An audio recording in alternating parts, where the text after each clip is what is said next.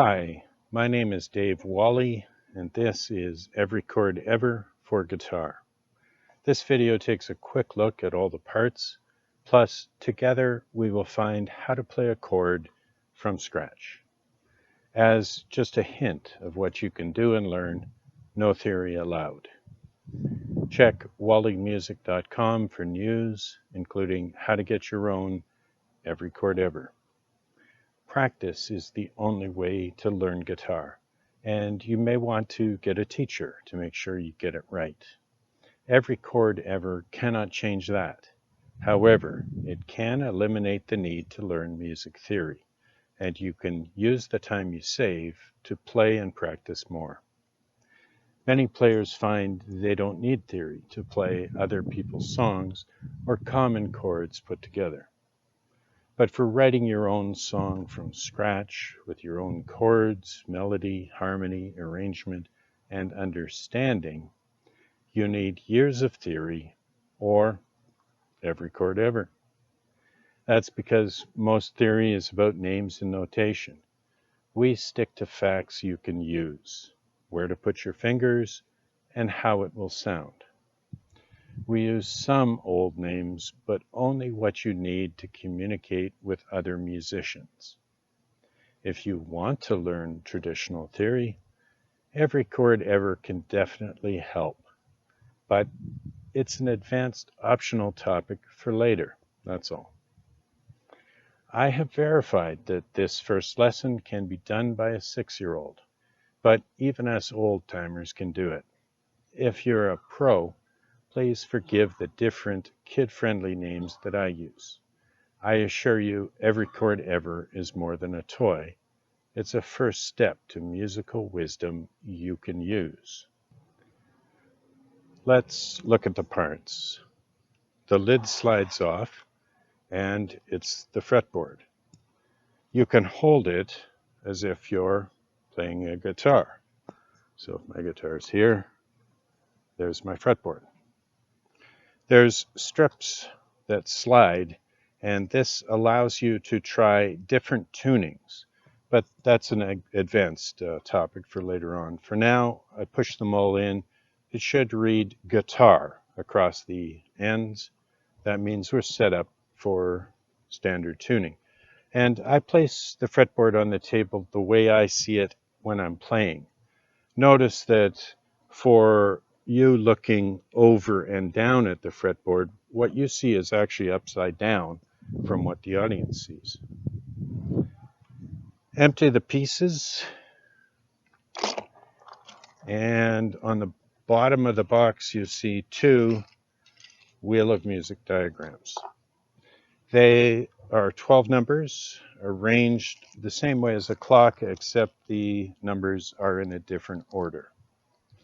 You can find the key piece, which is the one with the spindle through it. It fits on the wheel like so. There are 14 other chord pieces, and there's a number of marker pegs. There's also some advanced pieces I'm not going to look at now. If you know any piano, that may be helpful for you. I'll talk about those later. Let's start by finding a happy little chord. The key fits into the wheel of music diagram so that it can spin around into any one of 12 positions where the numbers line up with emoji faces. You can choose any key you want for your song, but I'm going to line it up so the happy face is aligned with the number 7. And I'll call this position and all of the notes that are beside emojis the key of 7. Now, find the chord piece with the happy face on it. It's called the major chord, and here it is. Keeping the key where it is, place the chord piece so its happy face also aligns with 7. This is the 7 major chord. And if you look at it closely, you'll see that it's pointing at 3 numbers, 7, 2, and 11. Now, on the fretboard, I want you to find all of the 7s, 2s, and 11s. There's 3 in a row over here, and there's a 7 and a 2 over there. I can mark those with marker pegs. Pause the video now and see if you can find all of the 7s, 2s, and 11s on the fretboard. Then resume the video and I'll show you what I found.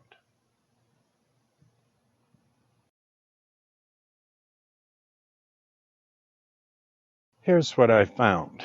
To make it easier to see on this video, I've used colored beads instead of pegs. The colors don't matter, and I'll replace them with pegs in a minute. See if you found all 21 positions on the fretboard. Now, this is a chord diagram like you might find in a chord book, but we found it from scratch. And it's more advanced because it shows multiple ways to play the chord along the neck. We'll take a look at the easiest right now. On the far left end, you should have 3 pegs on a different level than all of the others. These are the 3 possible open strings, strings which you do not have to press. They are already in our chord. For the other 3 strings, we need to find places where we can press down with a left-hand finger on a peg. Here's one way, called a G shape, shown with blue beads. I'll replace the beads with pegs in a sec, but before going on, you may want to write down what you found. There's a free worksheet at wallymusic.com which you can download and print for personal or instructional use.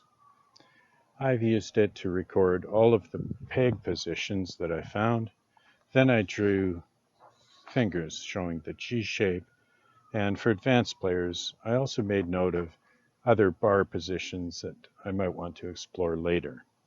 And I've made a start on my own chord book with my own discoveries. Let me replace the G shape markers with pegs. I can also mark the open strings. All the other beads I can get rid of for now. So here's what it looks like. And here's the G shape. I can touch the 3 pegs with my fingers and hold it so I can verify that I can play this on the guitar. I can transfer this shape to the guitar like so and play a happy little chord. Finding a happy chord is just one example of what you can do with Every Chord Ever. In my next video, we'll find some friends for this chord so you can start a happy little song. Check out wallymusic.com and look for the next video about Every Chord Ever. Talk to you later.